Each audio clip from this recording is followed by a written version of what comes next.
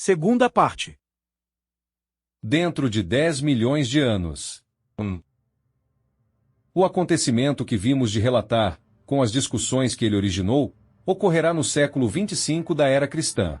A humanidade terrena não sucumbira ao embate cometário, que se tornou, entretanto, o maior fenômeno de toda a sua história. Acontecimento memorabilíssimo, na verdade, e jamais esquecido, sem embargo das inúmeras transformações por que passou, posteriormente, a raça humana. A Terra prosseguiu girando, o Sol continuou brilhando, as crianças envelheceram e desapareceram, sucedidas no fluxo perpétuo das gerações. Os séculos, os períodos seculares, transcorreram.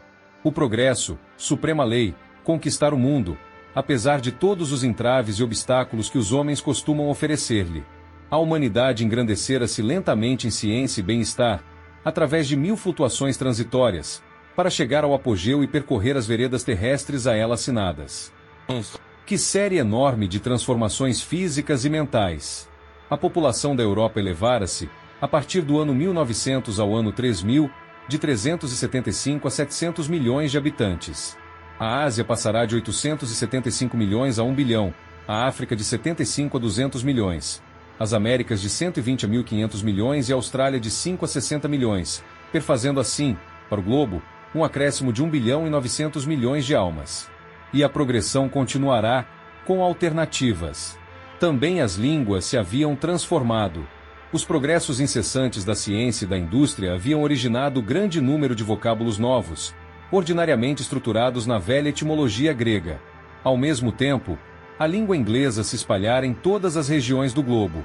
Do 25º ao 30º século, o idioma falado na Europa derivava de um misto de inglês, francês e vocábulos etimologicamente gregos, aos quais se juntaram algumas expressões colhidas no alemão e no italiano.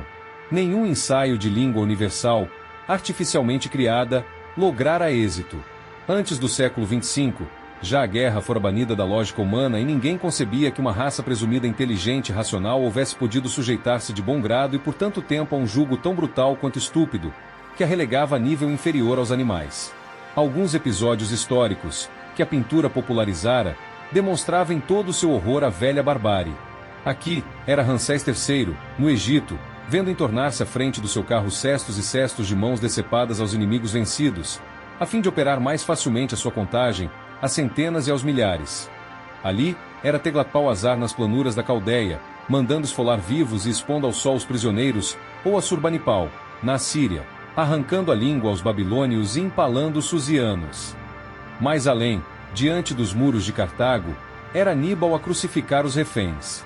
Depois, César decepando a machado o pulso dos gauleses revoltados. Outros quadros mostravam Nero assistindo ao suplício dos cristãos acusados do incêndio de Roma e transformados em tochas ardentes. Em compensação, por outro lado, Filipe II da Espanha e sua corte assistindo à queima dos heréticos, em nome de Jesus. E mais, Gengis Khan balizando o roteiro de suas vitórias com pirâmides de cabeças degoladas, e Átila incendiando as cidades depois de saqueadas. Condenados da Inquisição a expirarem em torturas inconcebíveis, e os chineses enterrando os condenados até o pescoço, a cabeça untada de mel, em pastas moscas, ou, então, num suplício mais rápido, serrando-os ao meio entre duas pranchas. E Joana d'Arc expirando na fogueira, Maria Stuart com a cabeça no cepo, e Lavoisier, Bailly, Chenier, no cadafalso, as dragonadas de Cévenes, os exércitos de Luís XIV devastando o Palatinado, os soldados de Napoleão tombados nas estepes geladas da Rússia, e cidades bombardeadas, batalhas navais, amálgamas de tropas ceifadas à metralha, combates aéreos despejando do céu torrentes de fogo, e pencas de cadáveres, e destroços de máquinas. Por toda parte o domínio brutal do mais forte, na mais espantosa selvageria. A série das guerras internacionais, civis, políticas, sociais, fora passada em revista e ninguém quis crer que as aberrações dessa loucura homicida tivessem realmente avassalado por tanto tempo a mísera raça humana, chegada, finalmente, à idade da razão.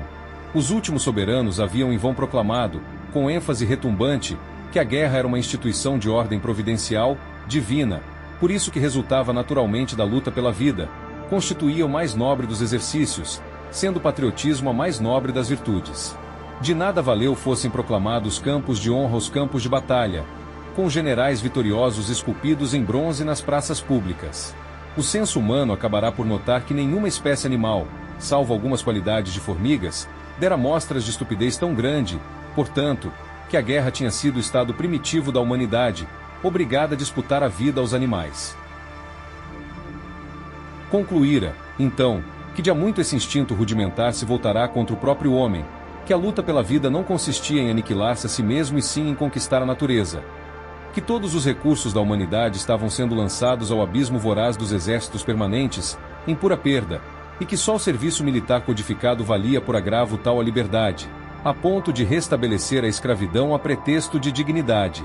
As nações, governadas por soberanos belicosos e sacerdotais, haviam se revoltado, acabando por encarcerá-los e embalsamá-los depois de mortos, como espécimes dignos da curiosidade dos pósteros. Assim, foram eles transportados à Aix-la-Chapelle e lá depositados, como satélites de outra época, em torno do túmulo de Carlos Magno. Os estados europeus, constituídos em repúblicas confederadas, reconheceram que o militarismo representava nos períodos de paz um parasitismo devorador, e mais, a impotência e a esterilidade, e nos tempos de guerra o roubo e o homicídio legalizados, o direito brutal do mais forte, regime ininteligente mantido por uma obediência passiva aos diplomatas especuladores da ignorância e fraqueza humanas. Outrora, nos tempos primitivos, combatiam-se as cidades entre si, para proveito e glória de seus chefes, e essa guerra ainda vigorava no século XIX na África Central, onde se deparavam rapazes e raparigas compenetrados do seu papel de escravos, a ponto de marcharem voluntariamente para as regiões onde deveriam ser comidos ritualística e pomposamente. Algo diminuída a primitiva barbaria, entraram as províncias a se coligarem e se combaterem, Atenas contra Esparta, Roma contra Cartago, Paris contra Dijon, Londres contra Edimburgo. A história registrara os combates do Duque de Bourgogne contra o rei de França, dos normandos contra os parisienses, dos ingleses contra os escoceses, dos venezianos contra os genoveses. Depois, formaram-se nações mais vastas, suprimiram-se bandeiras e diversas províncias, mas continuaram nações e povos a ensinar aos filhos o ódio aos vizinhos, arregimentando-os e preparando-os para se exterminarem. Guerras intermináveis e quase incessantes haviam deflagrado entre a França, Inglaterra, Alemanha, Áustria, Itália, Espanha, Rússia, Turquia, etc. Os engenhos destruidores acompanharam os progressos da química, da mecânica, da aeronáutica e da maior parte das ciências. Havia mesmo teóricos, sobretudo entre os estadistas, que afirmavam ser a guerra necessária ao progresso, esquecidos de que a maior parte dos inventores, em quaisquer ramos da ciência, como da indústria, foram as criaturas mais antibélicas deste mundo. A estatística demonstrara que a guerra aniquilava 40 milhões de homens cada século, 1.100 por dia, ou fossem 1.200 milhões em 3.000 anos. Não havia como iludir a ruína das nações, pois só no século XIX elas gastaram em armamentos a bela cifra de 700 bilhões. Também se objetava, às vezes, que uma sangria era útil para corrigir o acréscimo da população, em levar em conta que a Terra poderia alimentar um número 10 vezes maior de habitantes, que os ceifados pelas guerras. Essas rivalidades patrióticas, habilmente entretidas pelos políticos, que, por assim dizer, delas viviam, impediram a Europa, por longo tempo, de imitar a América na supressão dos exércitos que lhe exauriam todas as forças, arrebatando-lhe anualmente milhões sobre milhões de recursos penosamente arrancados ao povo laborioso, para constituir-se em Estados Unidos da Europa e poder, enfim, viver na abundância do trabalho útil. O Gládio de Marte continuou a dizimar os melhores cidadãos. Mas, como os homens não se decidiam a renunciar aos preconceitos e vaidades nacionais, coube à alma feminina a glória de salvar a humanidade. Sob a inspiração e direção de uma mulher superior, a maioria das mães coligou-se em toda a Europa para educar os filhos, e sobretudo as filhas, no horror do barbarismo militar.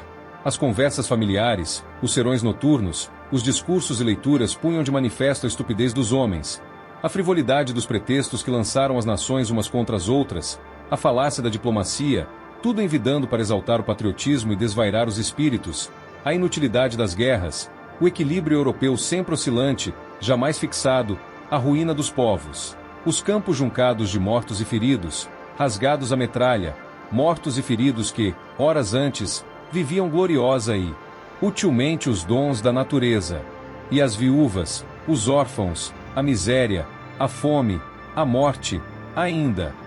Uma só geração, assim esclarecida, Houvera bastado para livrar a infância desses remanescentes de animalidade carnívora, incutindo-lhe horror e desprezo por tudo que lembrasse a velha barbaria. As mulheres tornaram-se eleitoras e, como tais, elegíveis.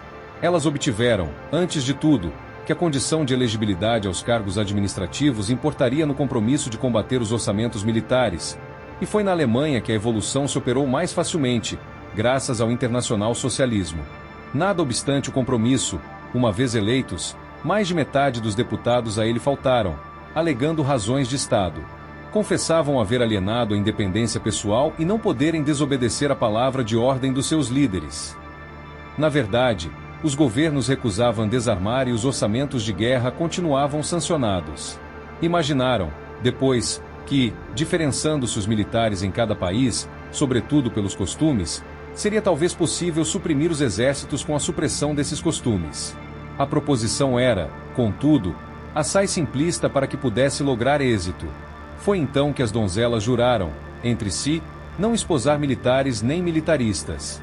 Renunciavam, de sorte, ao casamento, e mantiveram-se fiéis ao juramento. Os primeiros tempos dessa liga foram assaz dificultosos, mesmo para o belo sexo. Não fosse o temor da reprovação universal e mais de um coração ter-se-ia rendido. É que, aos rapazes não lhes faltavam qualidades pessoais, e os uniformes não haviam perdido o fascínio da elegância. Diga-se, a bem da verdade, que sempre houve algumas defecções. Mas, como os casais assim constituídos foram, desde logo, mal vistos e apontados como párias da sociedade, o exemplo não frutificou. A opinião pública se consolidara a tal respeito e já não havia como contrariar a corrente. Por toda parte, viam-se nos logradouros públicos inscrições e apelos à paz universal. Os belicosos são ladrões e assassinos. Eis um conceito dos mais lidos, notadamente em Berlim. Durante 5 anos, mais ou menos, não se efetuaram um só casamento. Na França, na Alemanha, na Itália e mesmo na Inglaterra, todo cidadão era soldado. Ali, como nos demais países, o imposto de sangue fora votado ainda no século XX. Eles achavam-se prontos para se confederarem, mas recalcitravam e divergiam por questões de bandeira. As mulheres agiam com firmeza, sentiam consigo a chave do problema e que a sua decisão libertária da escravidão o gênero humano. As objurgatórias apaixonadas de alguns homens respondiam unânimes: não, não mais queremos imbecis. Outras acrescentavam: recusamo-nos a criar filhos para o matadouro. Se a teimosia continuasse, permaneceriam irredutíveis no juramento ou emigrariam para a América, onde o militarismo havia desaparecido, já de alguns séculos. No departamento da administração estatal, outrora parlamento, os cidadãos mais eloquentes reclamavam sem tréguas o desarmamento. Enfim, ao cabo de 5 anos, em face da muralha de oposição feminina, dia a dia mais espessa e irredutível, as deputações internacionais, num impulso de eloquente unanimidade, reforçavam de bela retórica os argumentos e apelos femininos, e, dentro de uma semana, o desarmamento estava decretado para todas as nações. A República Alemã havia triunfado de todos os prejuízos e preconceitos, de que se fizera a primeira e maior vítima. Estava-se então na primavera. O golpe não provocara nenhuma revolução. Inúmeros casamentos se realizaram. A Rússia e a Inglaterra haviam ficado fora do acordo, visto que o sufrágio feminino não era unânime nesses países. Mas, como no ano seguinte todos os povos europeus se constituíram em repúblicas, confederando-se num Estado único, a convite do governo dos Estados Unidos da Europa, as duas grandes nações decretaram, a seu turno, o desarmamento gradual, por décadas. Havia muito que as Índias se tinham emancipado da Inglaterra e se constituído em repúblicas. Quanto à Rússia, mantinha sempre o governo monárquico. Os ministérios da guerra foram suprimidos em toda parte, como verdadeiras aberrações sociais, estigma infamante. Mediava-se, então, o século 24 e daí por diante a ideia mesquinha de pátria foi substituída pelo consenso geral de humanidade.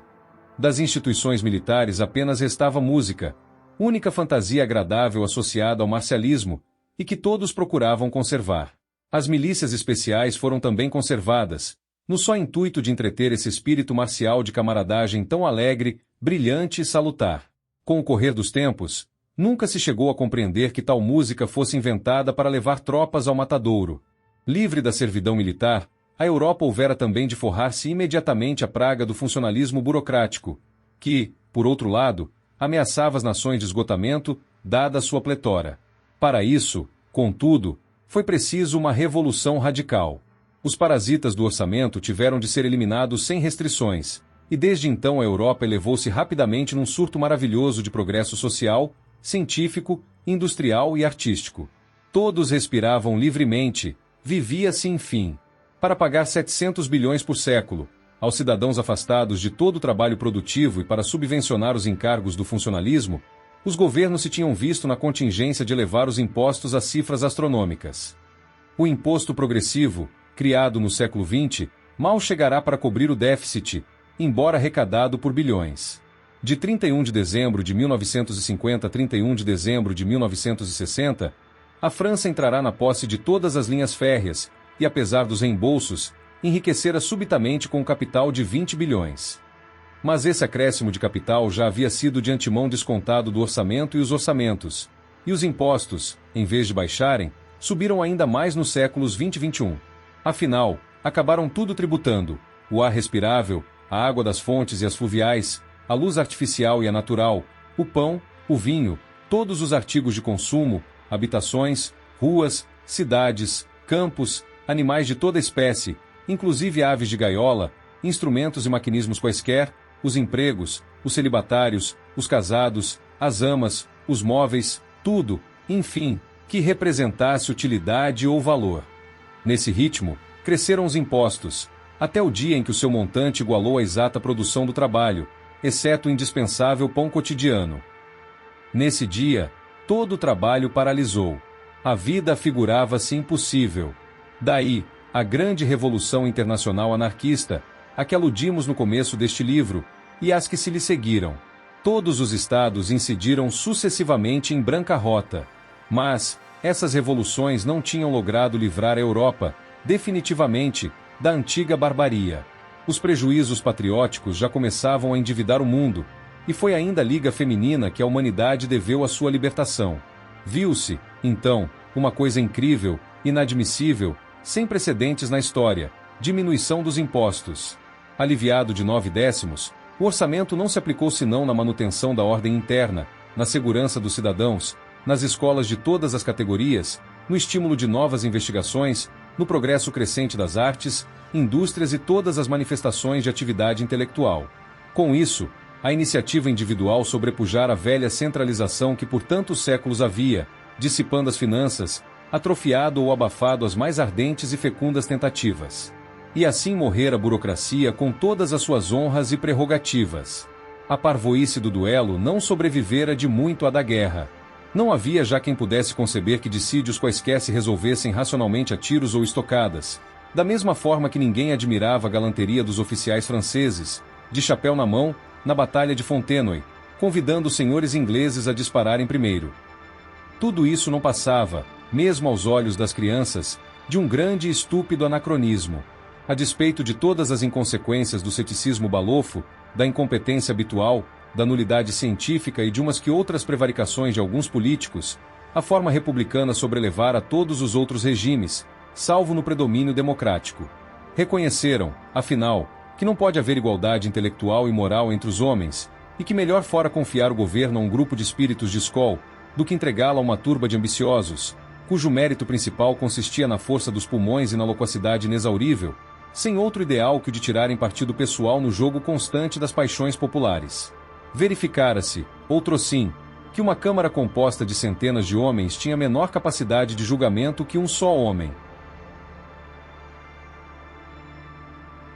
Os erros grosseiros, os excessos brutais da demagogia tinham, mais de uma feita, colocado a República em perigo de morte.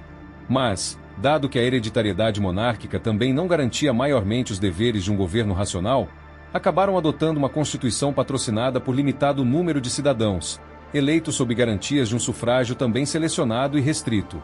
Os títulos e galardões não mais se distribuíam ao primeiro pleiteante que os ambicionava, e sim aos estudiosos que, por seus comprovados méritos, a eles fizessem jus.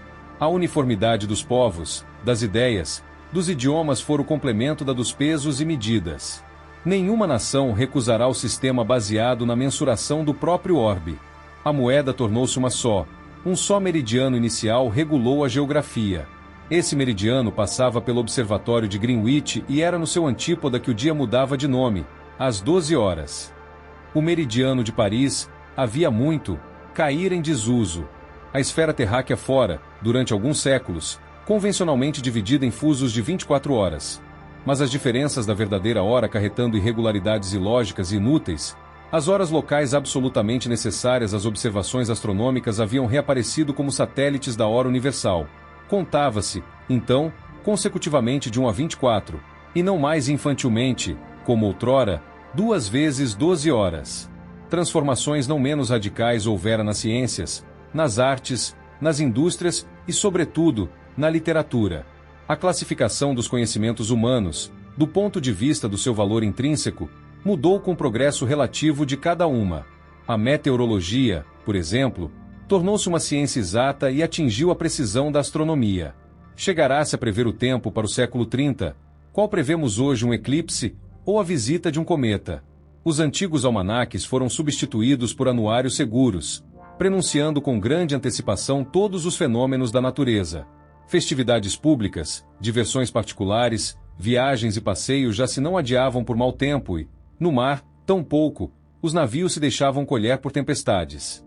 As florestas haviam desaparecido inteiramente, não só para cultivo do solo, como para atender à fabricação do papel. O juro legal da moeda baixara a 0,5%. Os grandes capitalistas foram relegados ao plano tradicional das idades fósseis. As viagens eram feitas de preferência em balões dirigíveis, aeronaves elétricas, aeroplanos, helicópteros, uns mais, outros menos pesados que o ar. Os antigos vagões sujos, fumarentos, empoeirados, barulhosos e trepidantes, com apitos estridentes das locomotivas, deram lugar aos berços aéreos, leves, rápidos, elegantes, a fenderem silenciosamente as altas e puras camadas atmosféricas. Pelo só advento da navegação aérea, as fronteiras, que aliás nunca existiram para os sábios em suas relações mútuas, teriam sido suprimidas, se antes o não fossem pelos progressos da razão. As constantes viagens pela superfície do globo redundaram no internacionalismo e na livre e incondicional permuta das ideias. Abolidas as alfândegas, riqueza universal, nem exércitos, nem marinha, nem aduanas, nem tributos quaisquer. A indústria realizou conquistas extraordinárias. Desde o século XX que o mar chegava a Paris mediante um grande canal. Navios elétricos ali aportavam, procedentes do Atlântico e do Pacífico, atravessando o istmo do Panamá. Esses navios cobriam em poucas horas o percurso do cais de Saint-Denis ao porto de Londres. Muita gente os utilizava ainda, apesar dos comboios aéreos regulares, do túnel e da ponte sobre o Canal da Mancha. Para além de Paris reinava a mesma atividade, pois o Canal dos Dois Mares ligando o Mediterrâneo ao Atlântico, de Narbonne a Bordeaux, suprimira grande volta pelo Estreito de Gibraltar, e, por outro lado, um tubo metálico, constantemente percorrido por comboios de ar comprimido, ligava a República da Ibéria, antigamente Espanha e Portugal, à Argélia Ocidental, antigo Marrocos. Paris e Chicago contavam, então, 9 milhões de habitantes. Londres 10 e New York 12 milhões. Prosseguindo em sua marcha para o oeste, Paris estendia-se da confluência do Marne para além de Saint-Germain. A velha cidade apenas se reconheceria por antigos monumentos arruinados, dos séculos XIX e XX. Para fixar apenas alguns aspectos, diremos que a cidade era iluminada por 100 luas artificiais, faróis elétricos suspensos de torres altas de 1000 metros. Chaminés com a sua fumarada haviam desaparecido, pois todo o calor era do solo, ou produzido por usinas hidrelétricas. A navegação elétrica suprimira todos os veículos primitivos, das épocas ditas bárbaras. Ninguém via lama nem poças d'água pelas ruas, pois que a primeira gota de chuva os toldos de vidro eram logo corridos, e os milhões de guarda-chuvas fósseis ficavam assim substituídos. Enfim, o que chamamos hoje civilização, não passava de primitivismo, em relação aos progressos realizados. Todas as grandes cidades haviam progredido em detrimento dos campos.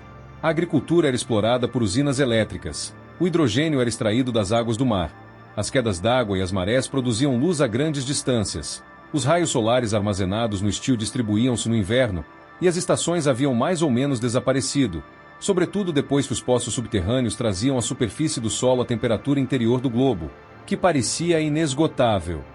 Todos os habitantes da Terra podiam intercomunicar-se por telefone. A telefonoscopia dava a conhecer, em toda parte, imediatamente, quaisquer acontecimentos mais importantes e interessantes. Uma peça teatral, representada em Chicago ou em Paris, era ouvida ou vista, simultaneamente, em todas as cidades do mundo. Calcando um botão elétrico, poder-se-ia, à vontade, assistir ao espetáculo preferido. Um simples comutador levava instantaneamente aos confins da Ásia e deixava entrever os bailarinos de uma festividade em Ceilão ou Calcutá. Não só se ouvia como via, à distância. O engenho humano chegará mesmo a transmitir, por influências cerebrais, as sensações tácteis, bem como as olfativas. A imagem refletida podia, em dadas condições especiais, reconstituir integralmente a pessoa ausente. No 50º século inventaram-se maravilhosos aparelhos de física e de ótica. Uma nova substância substituiu o vidro e acarretou à ciência resultados absolutamente imprevistos. Novas energias conquistadas à natureza. E o progresso social acompanhará o científico. As máquinas elétricas substituíram gradualmente o trabalho manual. Para os serviços triviais cotidianos, houve que desistir dos domésticos ou criados humanos, visto não se encontrar um só que não explorasse odiosamente o patrão, já exigindo salários principescos, já sistematizando o roubo. Ao demais, em todos os centros populosos haviam desaparecido os mercados públicos, abandonados pelos clientes devido à grosseria dos mercadores. Essa razão que determinará a supressão insensível de quaisquer intermediários e a recorrer, tão diretamente quanto possível, às fontes da natureza, com auxílio de aparelhos automáticos, dirigidos por símios. Sim, nada de serviçais quaisquer, que não macacos. Ademais, a vassalagem humana haveria mesmo de acabar, como sucedera outrora com a escravidão. Além disso, os regimes de alimentação tinham-se inteiramente transformado.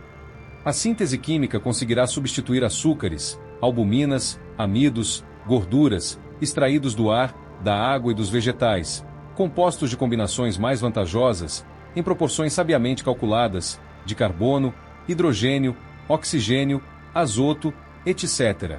Os banquetes mais suntuosos realizavam-se, então, não mais em torno de mesas fumegando destroços de animais estrangulados, sangrados ou asfixiados, bois, carneiros, porcos, frangos, peixes, etc., mas, em salões elegantes, ornados de arbustos e de flores, num ambiente leve, que a música e os perfumes enchiam de harmonias. Homens e mulheres não mastigavam mais com requintes de brutal glutonaria pedaços de animais imundos, sem mesmo separar o útil do inútil. De começo, passaram a destilar as carnes. Depois, visto que os animais se constituem, também eles, de elementos tirados dos reinos mineral e vegetal, recorreram diretamente a esses elementos. Eram bebidas esquisitas, frutas, bolos, comprimidos, que se absorviam os princípios necessários à reparação dos tecidos orgânicos, sem necessidade de mastigar carnes. De resto, a eletricidade e o sol fabricavam perpetuamente a análise e a síntese do ar e da água. Os médicos haviam desaparecido, por inúteis. Uma higiene racional, adequada aos temperamentos, idade e sexo, substituíra em 30 séculos a velha medicina interesseira e cega. Cada qual reconhecera que, estudando-se a si mesmo, tornava-se supérfluo e perigoso oferecer ao organismo experiências tateantes da medicina empírica, servida pelos tóxicos farmacêuticos. O que só havia era higienistas dedicados à conservação da saúde normal, e cirurgiões para os casos acidentais. A partir do 60º século, sobretudo, o sistema nervoso se refinara e desenvolvera sob modalidades imprevistas. O cérebro feminino conservara-se sempre um pouco menor que o masculino e, diga-se, pensando sempre um tanto diferente, sua esquisita sensibilidade sempre timbrada pelo sentimentalismo, antes que o raciocínio completo tenha tempo de se formar nas células mais profundas, e o crânio também diminuíra, com a fronte mais larga, mas, tão elegantemente plantada num pescoço flexível, tão altamente destacada do busto harmonioso, que provocava, como nunca, a admiração do homem. Em ficar comparativamente menor que a do homem, a cabeça da mulher tinha aumentado, todavia, com o exercício das faculdades intelectuais. É que as circunvoluções cerebrais se fizeram mais numerosas e mais profundas, e isto, tanto nos cérebros femininos como nos masculinos. Em suma, a cabeça, em geral, aumentara em volume. Em compensação, o corpo diminuíra, não se encontravam mais gigantes. 4 causas permanentes tinham contribuído para modificar insensivelmente a forma humana: 1. Desenvolvimento do cérebro e das faculdades intelectuais. 2. Diminuição dos trabalhos manuais e dos exercícios corporais. 3. Transformação do alimento e 4. Seleção nupcial. A primeira tivera por efeito aumentar a cabeça proporcionalmente ao resto do corpo. A segunda, diminuir a força dos braços e das pernas. A terceira, restringir a amplitude do ventre, apequenando, afilando e perolando os dentes. A quarta, ao invés, como que tenderá a perpetuar as formas clássicas da beleza humana, na estatura masculina, na nobreza da fronte elevada para o céu, nas curvas firmes e graciosas da mulher. No 100º século da nossa era, não houve mais que uma só raça, assaz pequena de porte, branca, e na qual os antropologistas poderiam talvez reencontrar vestígios de anglo-saxônios e chineses. Nenhuma outra raça veio substituir e dominar a nossa.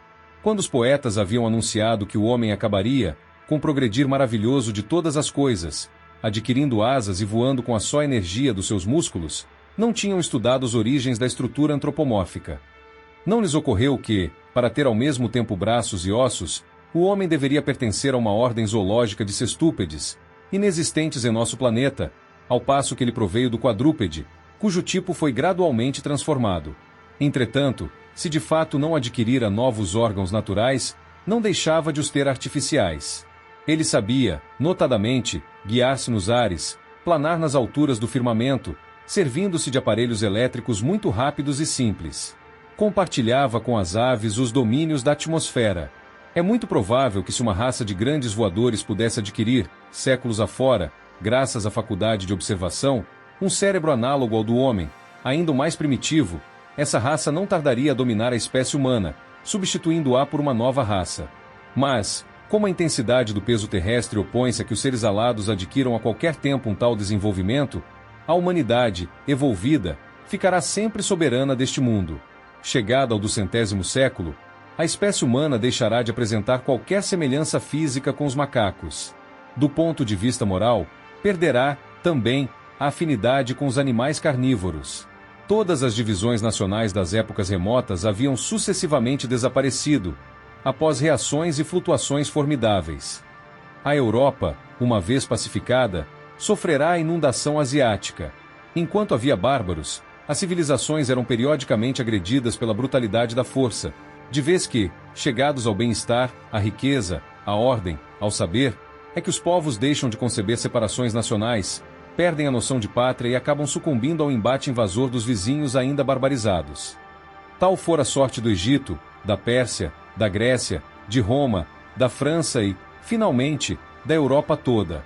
Primeiro os eslavos, depois os chineses, haviam dominado. Mas, com a generalização do progresso milenar, as civilizações ressurgiam sempre mais aprimoradas e um tanto mais fortes, de sorte que o barbarismo acabará por desaparecer inteiramente da face da Terra. Com o desaparecimento da força bruta, a humanidade idealizara e começara a viver pelo espírito.